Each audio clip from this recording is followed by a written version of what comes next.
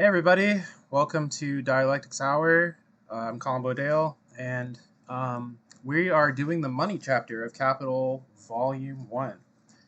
Um, so there was a pause last week where I had to cancel at the last minute, and so we're picking it up a little bit, maybe not as fresh unless you've been watching along with the series, but let's go through it. I think this is a fun chapter. So there's a few different sections of this chapter, so I would imagine we'll probably just get through the first section for this reading, since this has been a pretty slow reading, but we'll see how it goes.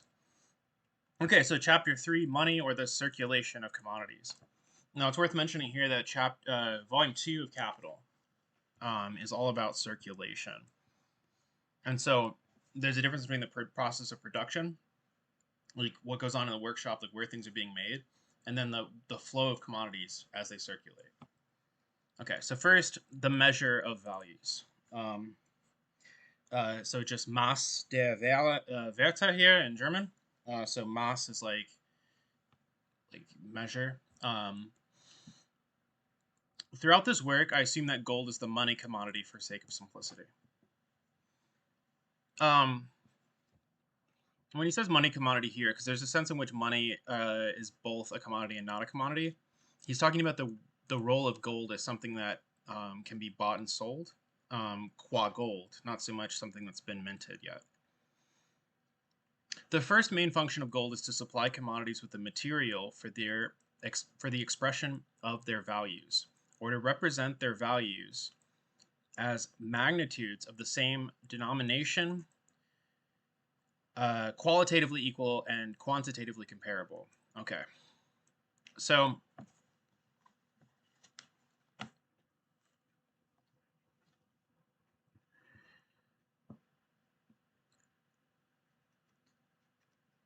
we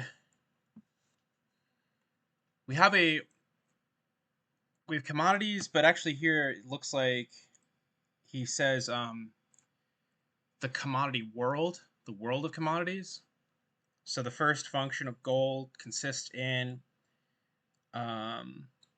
supplying, that's what the literal here, liefern. Let me remember what that word means. To deliver, to supply, right? So literal supplying the world of commodities with the material for the expression of their values, right? And so expression is a word that we come across a lot in philosophy. Ausdruck, literally press out, just like express. X out of press, push. But also like, a way of speaking, something, coming out of the mouth. But there's a material that value expresses its form in, and that is gold, qua useful thing. Or to represent.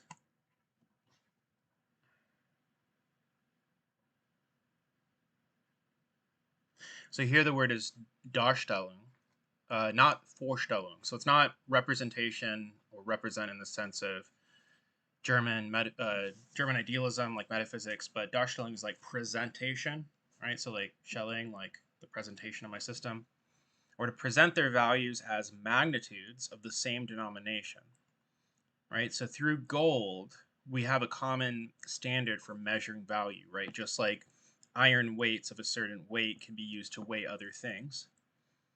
Qualitatively equal, right? Because the gold is equally pure throughout each, assuming the currency hasn't been depreciated, that it's the same amount of pure material. And quantitatively comparable, because we can exactly measure out how much gold is there. It thus acts as a universal measure of value. And so, right, universal, this is a philosophical term meaning all-encompassing. And so for every value is now measured within gold. And only through performing this function of measuring everything, does gold, the specific equivalent commodity, become money. So, and this is something we talked about last time. So specific is Eigentümliche, which is like so eigen is like usually means that something is one's own. I'm familiar with the word, but let me look for a direct translation of it because it's not always specific in a very philosophical sense. So it says idiosyncratic, curious, odd, peculiar, quirky, specific. So it can be specific, but it's not saying like bestimmt or besonderes, but which would be more particular in a logical sense or specific in a logical sense, like the species. But it means kind of like idiosyncratic or belonging to its own or singular kind of thing. Specific equivalent commodity. Now, equivalent, remember, when one commodity is traded for another, the thing that it's being traded for is the equivalent of its value and expresses its value in another form, become money. So, importantly here, gold becomes money, and in German, those are very close words. So the word for gold in German is das Gold, whereas money is Geld. So it's gold and Geld. I remember I would make that mistake when I was first learning German, and people would be like, "Like, are you trying to buy it with gold?" You know, and things like that. But it is when it has that function, when it plays that role in society, when it's circulating as money, that gold becomes money. It's not gold just as a commodity. It's gold when it's playing that function. It is not money that renders the commodities commensurable. German is just commensurable. Quite the contrary, because all commodities as values are objectified human labor, and therefore in themselves commensurable. Their values can be communally measured in one and the same specific commodity. So then this is again eigentumliche Ware, eigentumliches, eigentümlichen Ware. And this commodity can be converted into the common measure of their values. Gemeinschaftliches Wertmaß, so gemeinsam is like belonging together, communal kind of sense, I guess, more like as opposed to general or universal.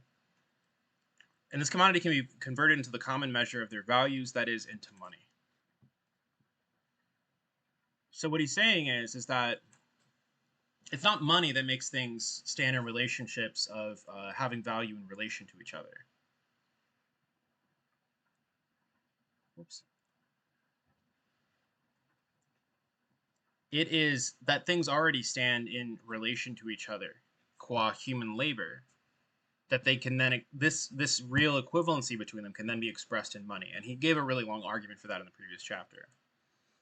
Money as the measure of value is the necessary form of appearance. This is an important word in Marx, Erscheinungsform, form of appearance, appearance form, and necessary here, right? So notwendige. So that's a logical term too, like meaning required. It's a must, right? It's the necessary form of appearance of the measure of value, which is immanent in commodities, namely labor time. Although there could be other forms of appearance of that value, but maybe he's emphasizing the measure side here. So immanent is a stretch here. It's Erscheinungsform des innerlichen Wertmaßes der Waren. So inner, just inner here, as opposed to immanent. But immanent is not off. Okay. Let's look at this footnote. The question why money does not itself directly represent labor time, so that a piece of paper may represent, for instance, X hours labor, comes down to simply the question why, on the basis of commodity production, the products of labor must take the form of commodities. This is obvious because their taking the form of commodities implies their differentiation into commodities on the one hand and the money commodity on the other. Hmm.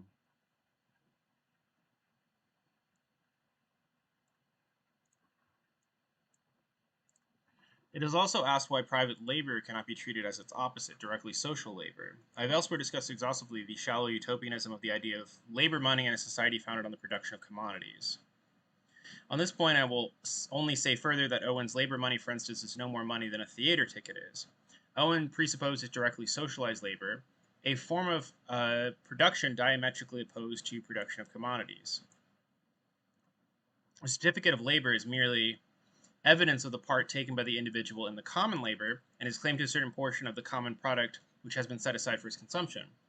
But Owen never made the mistake of presupposing the production of commodities while at the same time juggling with money, trying to circumvent the necessary conditions of that form of production. Okay, so this is an important footnote, I think. So the idea is that you could have a piece of paper that says how much labor time you did. And this is a voucher system. Proudhon proposes something like this, and Marx is quite critical of it in the Poverty of Philosophy. However, in the Critique of Goethe program, Gotha program? Yeah, Gotha program. Like Goethe. It's not the critique of Wolfgang von Goethe's program. It's the Gotha program. He proposes for what he calls like low stage communism a voucher system. And so what he's saying here is that if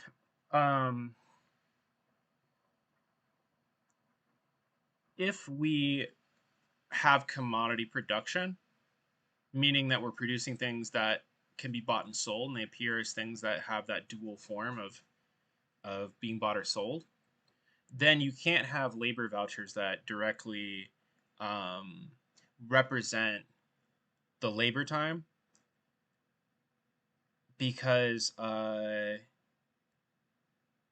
what this labor money is like a theater ticket, where it's just like, I did my work, I'm gonna go pick out my thing now, right? It's like winning a prize at the arcade. That's not exactly. Are the prizes the prizes at an arcade, I would guess, are not exactly like commodities. And yeah, I was reading Economics Problems in the Soviet Union by Joseph, who, and he was saying something along the lines of like them still having commodity production in the 50s because of agricultural workers needing to trade their goods to the people working in the industrial proletariat, and so there was still commodity production at that point, and so one couldn't just switch to the labor voucher system. There still had to be something similar to money. At least I think that's what it was saying. And so I think here he's saying something along the lines of like, you can't get rid of money and replace it by labor vouchers as long as commodity production persists. But I think this is a very difficult and complex problem, one that he doesn't treat in enough detail in this footnote, but it is very interesting to think about. There's been a lot of debates like going on that I've been, since I started TikTok about this whole problem of the kind of steps that one takes in a social society, and things like labor vouchers, transition away from commodity production, and what order they have to happen in and when. And I think it's an interesting thing to think about. Okay, so the expression of the value of a commodity in gold minus X commodity A equals Y money commodity. Hold on a second.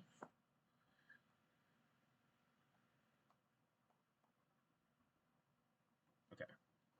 The expression of the value of a commodity in gold, X commodity A equals Y money commodity, is its money form or price. A single equation, such as 1 ton of iron equals 2 ounces of gold, now suffices to express the value of the iron in a socially valid manner. So now we don't need to have all these like trades going on, because you just have gold as the measuring standard.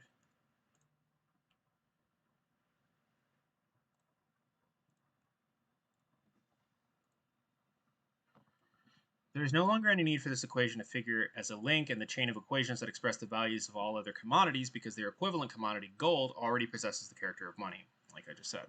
The general relative form of value of commodities has therefore resumed its original shape of simple or individual relative value. On the other hand, the expanded relative expression of value, the endless series of equations, has now become the specific relative form of value of the money commodity. Right, so So you could do the thing where like grain is worth like beer and coats and linen and all this stuff, but then all of those things are also worth the grain. So now all of those things are worth the money. That's what he's saying. However, the endless series itself is now a socially given fact in the shape of the prices of the commodities, right? So the prices now express that social fact of the and there's shape, probably gestalt here. Yes. We have only to read the quotations of a price list backwards to find the magnitude of the value of money expressed in all sorts of commodities. Right? So the prices say how much money things are worth, and so like looking at money in terms of what it can buy, it's purchasing power, right? I think purchasing power parity is probably a measure of what money can buy, right? And that's a little bit beyond my economic pay grade, but against this, money has no price. In order to form a part of this uniform relative form value of the other commodities, it would have to be brought into relation with itself as its own equivalent, right? So this is again that point that we've made, and sorry for the pretentious Derridian vocabulary here, but that there's no auto-affection, meaning that things cannot refer to themselves or represent their own value. They have to represent their value in terms of something else, just like, I can't just simply be like I equals I for Hegel without there being I am an I for another consciousness and look at myself through the consciousness and thus find, myself. There's no auto-affection when it comes to money. Money has to express its value in something, or everything has to express its value in money. The price or money form of commodities is, like their form of value generally, quite distinct from their palpable and real bodily form, right? So you can't find out how much something costs based off its physical properties. It is therefore a purely ideal or notional form. So let's look up these words. Okay, so der Preis oder die Geldform der Waren ist, wie ihre Weltform überhaupt, eine von ihrer handgreiflich reellen Körperform unterscheidende. Okay, so real bodily form is reelle, because this is going to be terms that Marx is going to use to make some dialectical moves in this chapter. So reelle, or you could say reellen.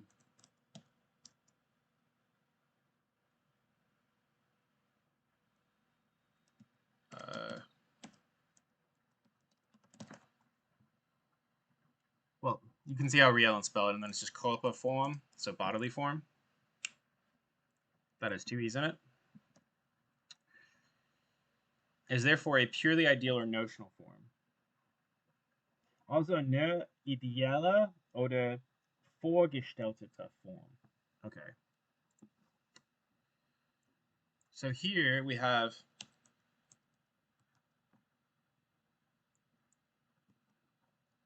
put this somewhere you can see it. So ideale, and the other word here is vorstellen. It's just in the past tense. Vorstellen, or another word is Vorstellung. That's like, representation in German idealism, like world is will and representation, or when Kant says, we can only know our representations, not the thing in itself. That's a Vorstellung. And so Vorstellung is usually to represent something or imagine something, or it can be idea. And then ideal versus real is like a distinction between like the ideal and the real.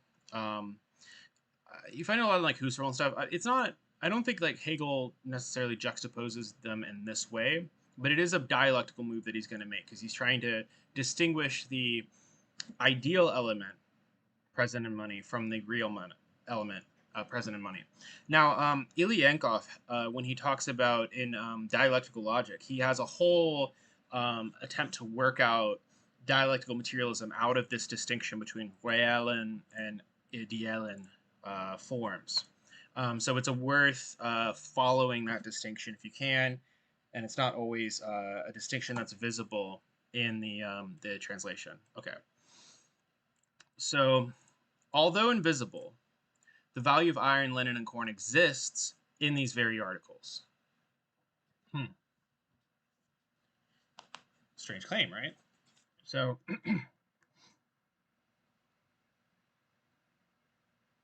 the word here is existiert, so synonym, exists, literally. It is signified through their equality with gold. So now we have a signification going on. No, wait.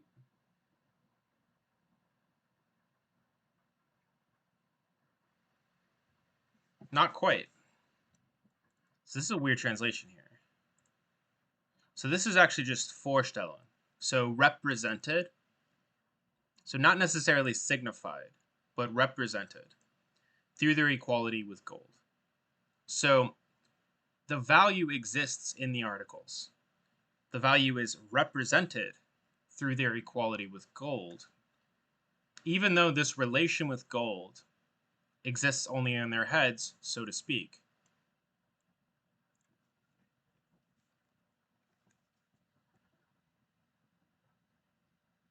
So eine Beziehung zum Gold, a relation to gold, die sozusagen, so to speak, nur in ihrem Kopfen spuckt. So, what is spuckt is, I don't know that word. Haunt. Oh, like spook. Yeah. Haunt. So the relation with gold only haunts them in the head. Some ghosts again. That's really interesting. I didn't notice that before on a previous read. So it doesn't exist only in their head, it haunts them in their head.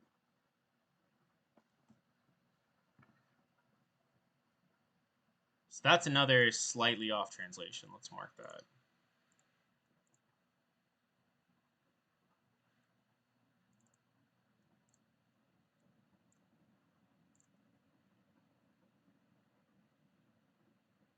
Yeah, because exists, so to speak. It's like, what do you mean exists, so to speak? But haunts them, so to speak. Okay, Marx is being dramatic again. The guardian of the commodities must therefore lend them his tongue or hang a ticket on them in order to communicate their prices to the outside world. So, like, yeah, like the guardians of the commodities, like the merchants are like the Oracle of Delphi, where it's like, the spirits are speaking through me and telling me how much this costs, right? You gotta appreciate Marx's flair for the dramatic here.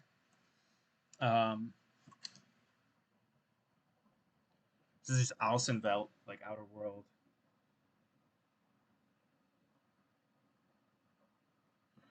Since the expression of the value of commodities in gold is a purely ideal act, so here again have that ideal, we may use purely imaginary or ideal gold to perform this operation. So purely imaginary, nur vorgestelltes, so represented, imagined, idea again, or ideal gold to perform this operation. Every owner of commodities knows that he is nowhere near turning them into gold when he has given their value in the form of a price or of imaginary gold, and that it does not require the tiniest particle of real gold to give a valuation of in gold of millions of pounds worth of commodities. Okay. So, yeah. Let me read the next sentence, then I'll interpret. In its function as a measure of value, money therefore serves only in an imaginary or ideal capacity. The circumstances given rise to the wildest of theories. But although the money that performs the functions of a measure of value is only imaginary, the price depends entirely on the actual substance that is money. So we have money that measures value, and this is imaginary. And then the price, which depends on the actual substance. Then we have the value, the value, i.e. the quantity of human labor which is contained in a ton of iron, is expressed by an imaginary quantity of the money commodity, which contains the same amount of labor as the iron. imaginary.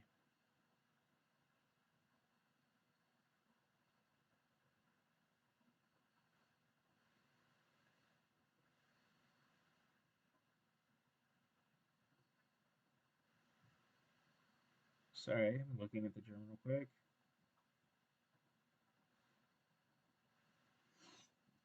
So, imaginary can make us think it's made up here, but I think he means represented in that more in that positive sense of imagination. There is a distinction in German between different types of imagination, and I always have to look it up to remind myself of which one is which. There's a whole thing in Hegel and Husserl and all these figures in it. I just haven't worked on it enough that so I have to refresh my memory on which one's which. But it's Einbildungskraft and Vorstellung, and one of them is like the ability to like make up shit, and then the other is like the ability to like part of like memory or just like your ability to represent objects in your mind. And so I think here he's just saying that it's like it's a representation. It's you could say it's like almost symbolic, but it's more like it's a way of standing in place of something. And then the actual substance here.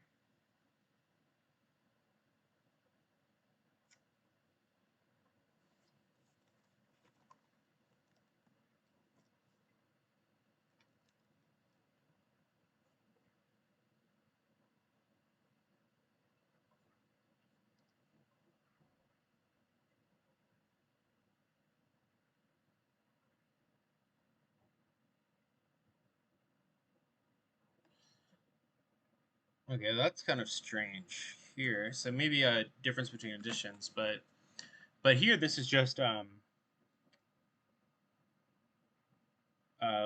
and Geld material. So actual here is just real again. Geld material is money.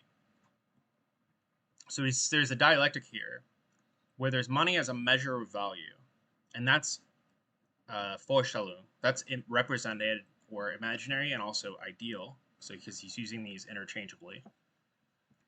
But then there's the price, which depends on the real side of gold, which is money. And so the value, that is the quantity of human labor, which is contained in a ton of iron, is expressed by a represented quantity of the money commodity, which contains the same amount of labor as the iron. Therefore, according to whether it is gold, silver, or copper which is serving as the measure of the value of the ton of iron will be expressed by very different prices, or will be represented by very different quantities of those metals. So one thing that he mentions here is like when you put the price tag on something that you're representing that in a certain amount of another commodity. But that hasn't traded anything yet, so that's why it's representational. And maybe he'll go into more detail about this in a minute. If therefore two different commodities such as gold and silver were to simultaneously serve as measures of value, all commodities will have two separate price expressions, the price in gold and the price in silver, which will quietly coexist as long as the ratio of the value of silver to that of gold remains unchanged, say 15 to 1. However, every alteration in this ratio disturbs the ratio between the gold prices and the silver prices of commodities, and thus proves in fact that the duplication of the measure of value contradicts the function of that measure, right? Because you could have gold, the price of silver drops, and then all of a sudden your quarters are worth less than your dollars, your gold dollars. Commodities with definite prices all appear in this form. A commodity A is X gold, B commodity B is Y gold, C commodity C is Z gold, etc., where A, B, and C represent definite quantities of the commodities A, B, and C, and Z, Y, or X, Y, and Z definite quantities of gold. The values of these commodities are therefore changed into imaginary quantities of gold of different magnitudes.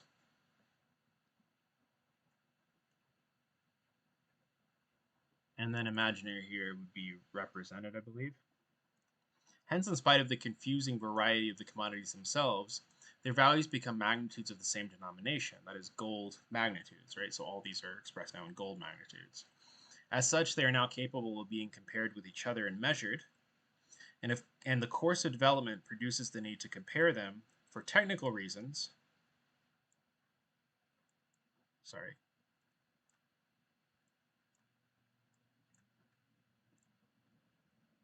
with some fixed quantity of gold as their unit of measurement.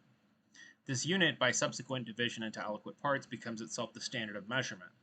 Before they become money, gold, silver, and copper already possess such standards in their weight, so that, for example, a pound, which serves as a unit of measurement, can on the one hand be divided into ounces, and on the other hand be combined with others and to make up 100 weights. It is owing to this that in all metallic currencies, the names given to the standards of money or of a price were originally taken from the pre-existing names of the standards of weights, right? So it's a pound because it was at one point a pound of something, a pound of gold. Right? I think it's all pretty self-explanatory. As a measure of value and as a standard of price, money performs two quite different functions. So you have the measure of value and the standard of price.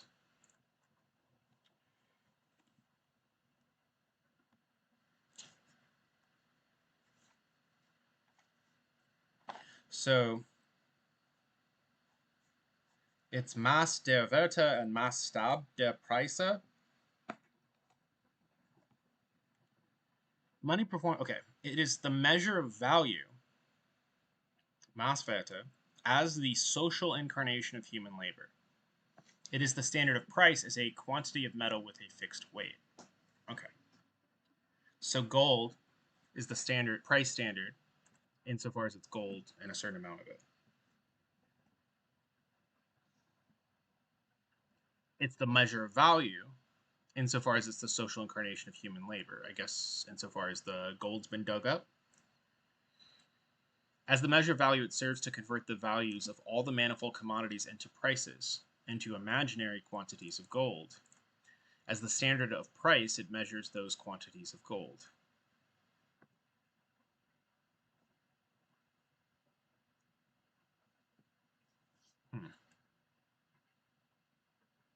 Right, so measure of value, it's measuring all of the values of those things in terms of gold.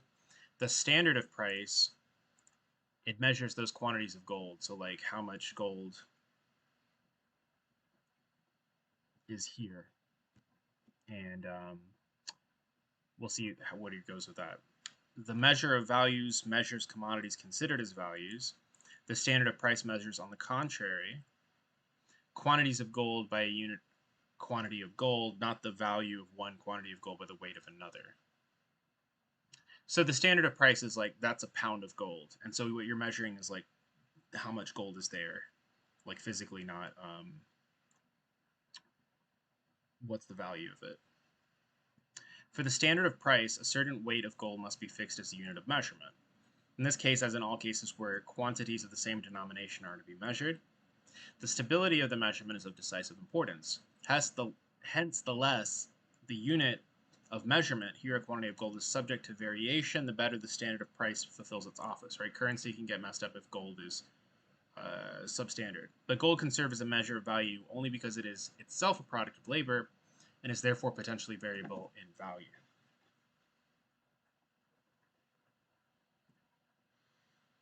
Right? So that's a live question about how relevant this is for today's money. But I think, like, Harvey says there is like some way you can make an argument for there still being something like this today. It's just beyond my ability to, I could maybe understand it if I like looked at it again, but it's not something I could just explain off the top of my head by any means. Okay. It is, first of all, quite clear that a change in the value of gold in no way impairs its function as a standard of price.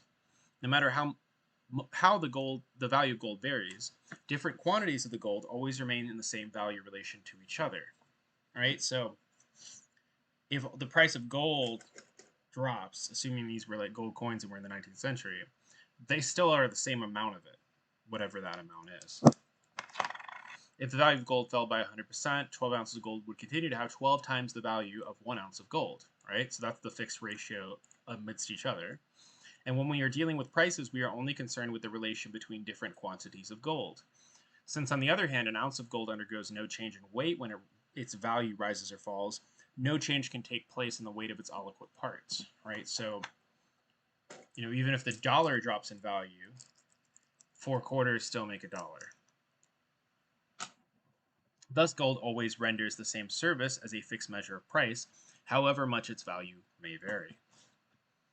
Moreover, a change in the value of gold does not prevent it from fulfilling its function as a measure of value. The change affects all commodities simultaneously, right? So if the value of the money drops, now everything costs more of it, like across the board.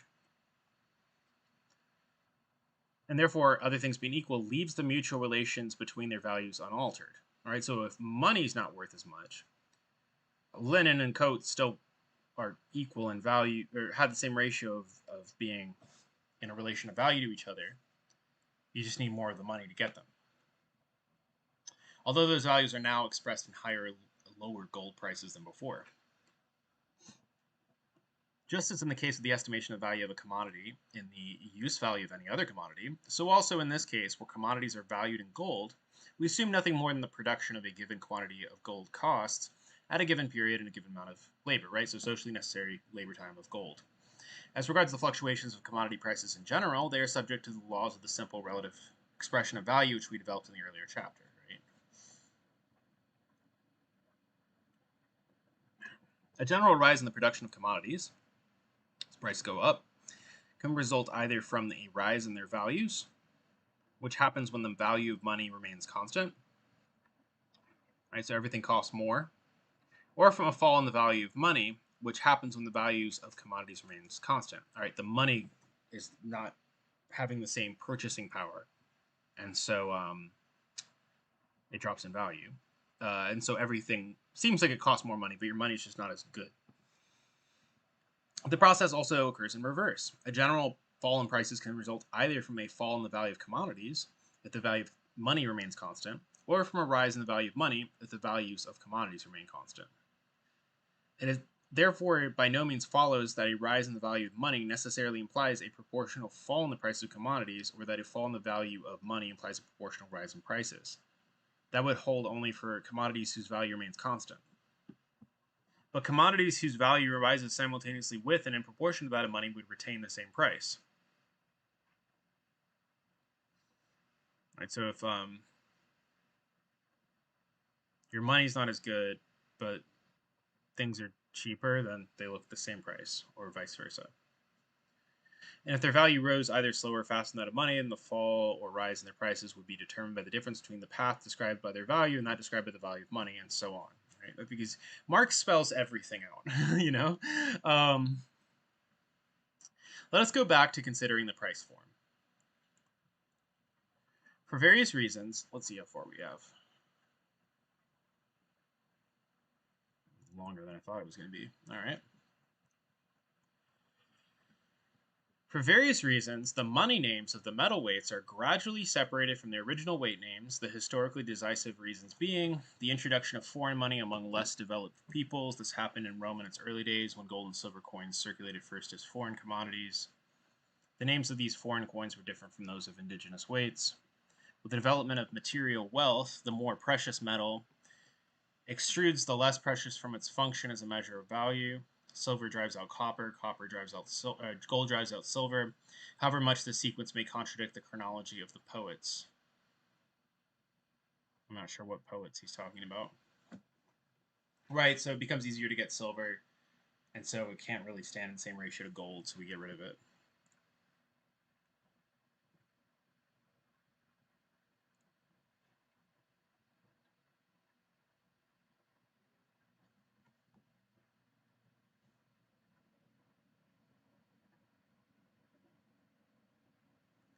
Pound is a money name, and pound is the originary weight name of gold, are now two different things.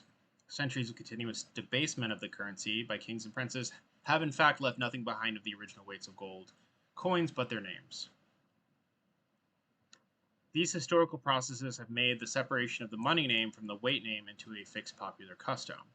Since the standard of money is on the one hand purely conventional, while on the other hand it must possess universal validity, it is in the end regulated by law. So the money standard is something that is state-backed.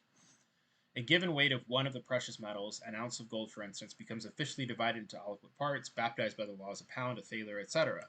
These aliquot parts, which then serve as the actual units of money, are subdivided into other aliquot parts with legal names such as shilling, a penny, etc. But despite this, a definite weight of metal remains the standard of metallic money. All that has changed is the subdivision and denomination of the money.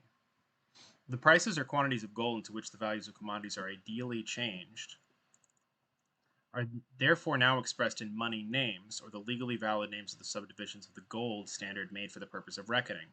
Hence, instead of saying that a quarter of wheat is worth an ounce of gold, people say in England would say that it is worth 3 pounds 7 silver. I don't know that currency. In this way, commodities express by their money names how much they are worth, and money serves as the money of account whenever it is a question of fixing a thing as a value and therefore its money form. The name of a thing is entirely external to its nature. I know nothing of a man if I merely know his name is Jacob. Or I guess this is German, so Jakob.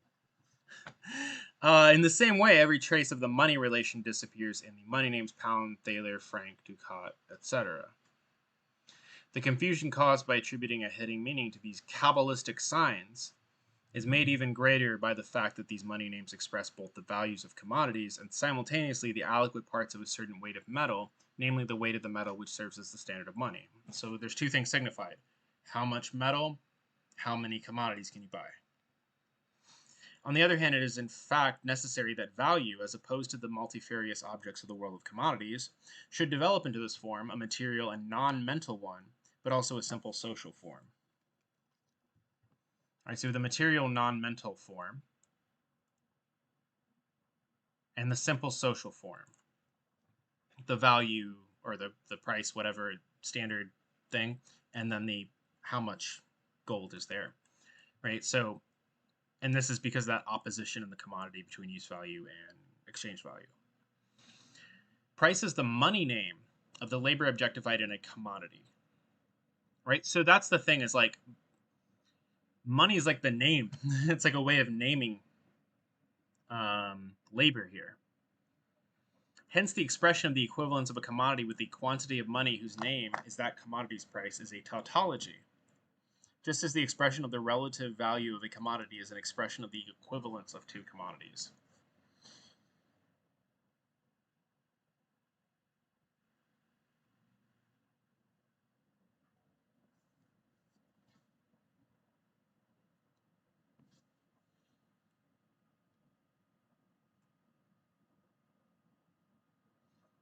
So commodity price is the same thing as equivalence of a quantity of money.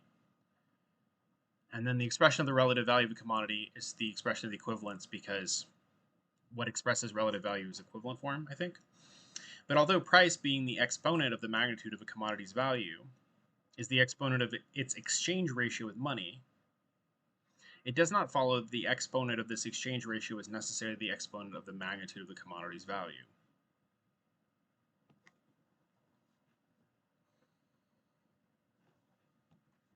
Suppose two equal quantities of socially necessary labor are respectively represented by 1/4 of wheat and 2 pounds. Half an ounce of gold. 2 pounds is the expression in money of the magnitude of the value of the quarter of wheat or its price. If circumstances now allow the price to be raised to 3 pounds, or compelled to be reduced to 1 pound, then although 1 pound and 3 pound may be too small or too large to give proper expression of the magnitude of the wheat's value, they are nevertheless prices of the wheat, for they are in the first place the exponents of its exchange ratio with money. If the conditions of production or the productivity of labor remain constant, the same amount of social labor time must be expended on the reproduction of a quarter of wheat, both before and after the change in price. Right, so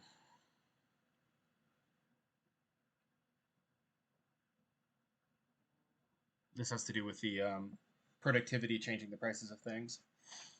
This situation is not dependent on either the will of the wheat producer nor that of the owners of the other commodities. The magnitude of the value of a commodity therefore expresses a necessary relation to the social labor time which is inherent in the process by which the value is created. With the transformation of the magnitude of value into the price, this necessary relation, right, so that necessary relation between values appears as the exchange ratio between a single commodity and the money commodity which exists outside of it. This relation, however, may express both the magnitude of the value of the commodity and the greater or lesser quantity of money for which it can be sold in a given circumstance. The possibility, therefore, of a quantitative incongruity between price and magnitude of value that is, the possibility that price may diverge from the magnitude of value, is inherent in the price form itself. So here he's saying that there is this break between price and magnitude of value. And this is part of the reason why Marx in the poverty philosophy rejects the labor voucher idea. It's because he said that it's going to contain this gap between the magnitude of value and the price form. This is not a defect, but on the contrary, it makes this form the adequate one for a mode of production whose laws can only assert themselves as blindly operating averages between constant irregularities. Let's think about this one more time. I'm going to be losing my steam for this. Okay.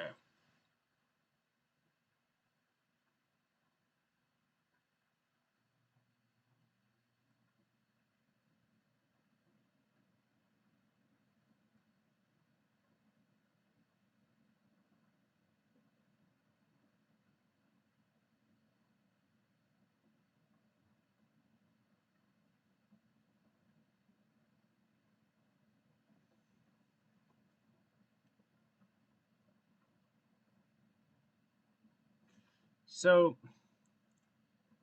okay. Yeah, okay. So, you work, get the wheat, it's worth £2. £2 expresses that labor, that magnitude of value, in terms of its price. But now, the price is raised to 3. You now, but with that price raising of the wheat, that $3 or £3 is more labor time than is in the wheat. And so there's a divergence between the price of wheat and what has actually been used to produce the wheat, right? And this could happen because things lag behind or because of supply demand and things like this.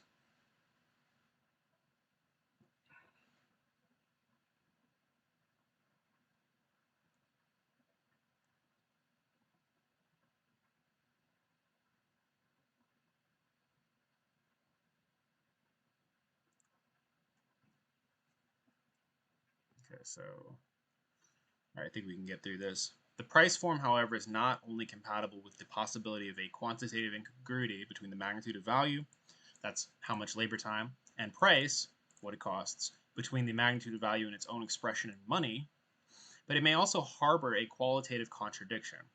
Got some contradictions going on. With the result that price ceases altogether to express value, despite the fact that value is nothing more than the value form of commodities. Now this gets cool.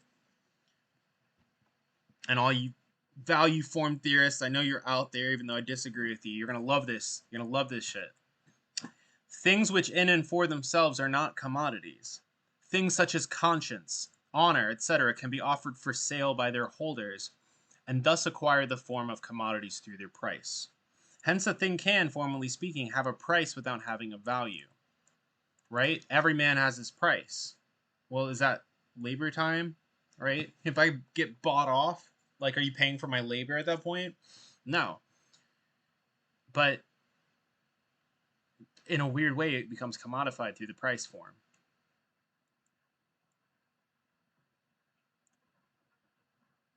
The expression of price is in this case imaginary, like certain quantities in mathematics. And so that's that ideal nature of price, where you can start paying for shit that's not actually like products of labor, and it has that price form attached to it. So now it becomes commodified.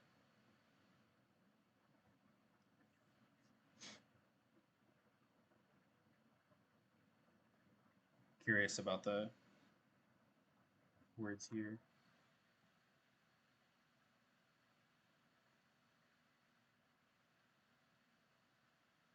So the word here is not Vorstellung or Vorstellt. It is imaginea, so literally imaginary. On the other hand, the imaginary price form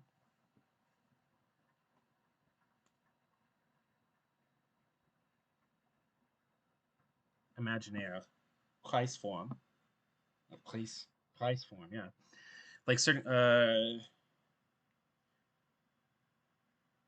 may also conceal a real value relation or one derived from it, as for instance the price of uncultivated land, which is without value because no human labor is objectified in it.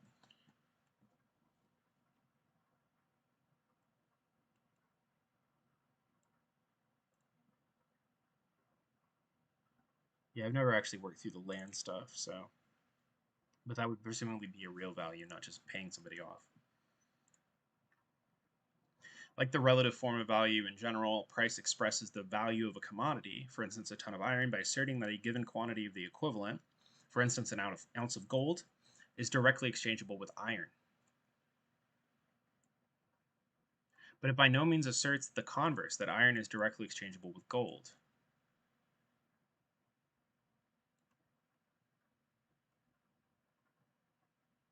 In order, therefore, that a commodity may in practice operate effectively as exchange value, it must divest itself of its natural physical body and become transformed from a merely imaginary into real gold. Although this act of transubstantiation may be more troublesome for it than the transition from necessity to freedom for the Hegelian concept, the casting of its shell for a lobster, or the putting off of the old Adam for St. Jerome. That is a hard transition in Hegel. It's like some weird allusion to Spinoza at the end of the Dogma of Essence.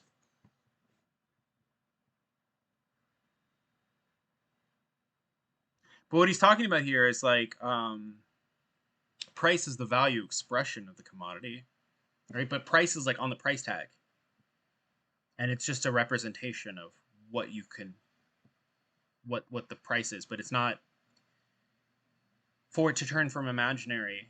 It's so like it's imaginary while it's on the price tag. It's a representation while it's on the price tag. That's the whole point of the price form being imaginary. But then when you pay for it, it's no longer imaginary because you've got real money for it now. But now it's gone, right? Though a commodity may, alongside its real shape, iron for instance, possess an ideal value shape or an imagined gold shape in the form of its price, it cannot simultaneously be both real iron and real gold, right? So they got to swap. To establish its price, it is sufficient for it to be equated with gold in the imagination.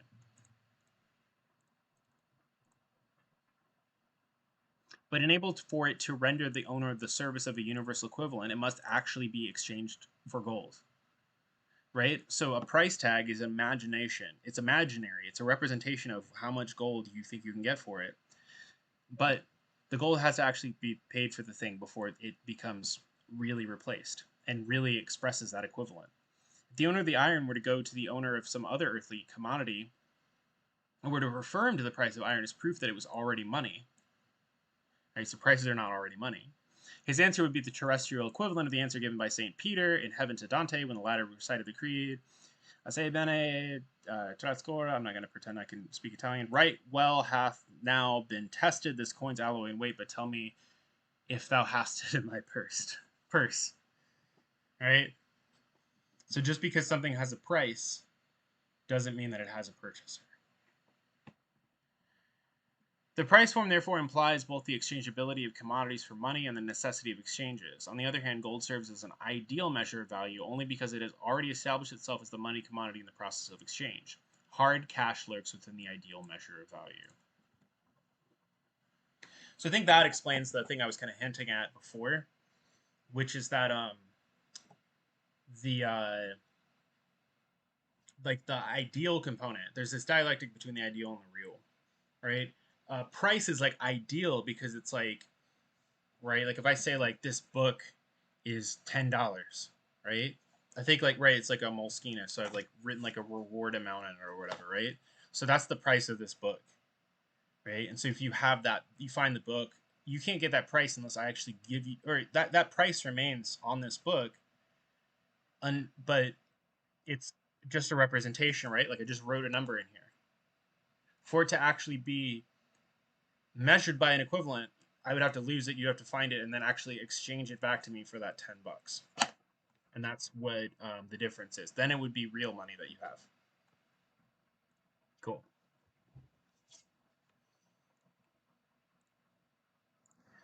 All right, so that's it for this chapter. The next thing we're going to be talking about the metamorphosis of commodities. It's going to get fun. It's going to get really dialectical and complicated. We start with one of my favorite examples from Marx, it's kind of hint at the dialectics of nature, where he talks about contradiction. And we'll go through that all next time. And then that might take a while, in fact. And then we've got the like, I forget, umlaut, like journey or circuit of commodities. So yeah, this gonna be a longer chapter, but there's gonna be a lot of fun stuff in it. So tune in next time at Tuesday at 7 for more of it. Be sure to stay tuned, leave a comment, subscribe, like, all those things. And until then, I'll catch you later. Stay tuned for more content. I need to figure out a way that I'm gonna be uploading some of the TikTok stuff onto the YouTube channel, as well as figuring out how to stream on both platforms. But until then.